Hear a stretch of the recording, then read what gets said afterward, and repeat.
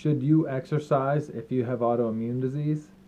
That's a common question that I get, and the general answer is yes. But if you are in an acute flare, then you may not want to. Inflammation is driven by many chemicals in the body, and one of the key inflammatory messengers is called interleukin 6. Well, when interleukin 6 is high, you are in a very pro-inflammatory state.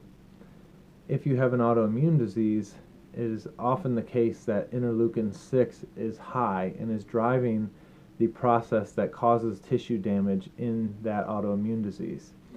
So exercise could increase interleukin 6 levels and worsen the tissue damage of your autoimmune disease, especially in acute flares.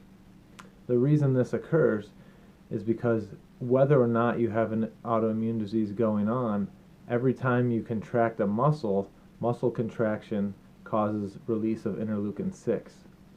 So if I don't have an autoimmune disease and I go to the gym to work out, I am driving interleukin 6, which drives inflammation locally in the muscles that are being contracted.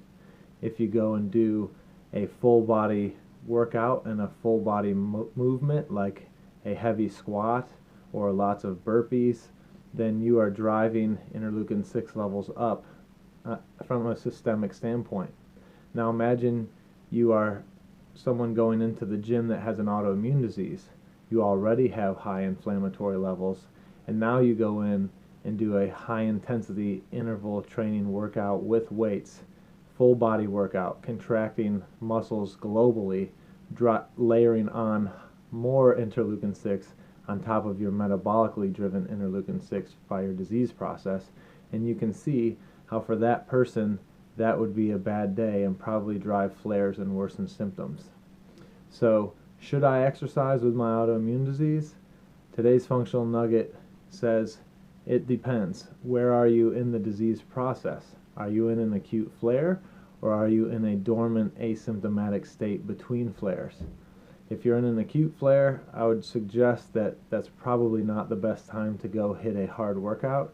If you're in an asymptomatic or more dormant state of your autoimmune process, then you can exercise more freely, but I would suggest working with your doctor, speaking with your doctor to set guidelines and boundaries as to how hard you go and for how long.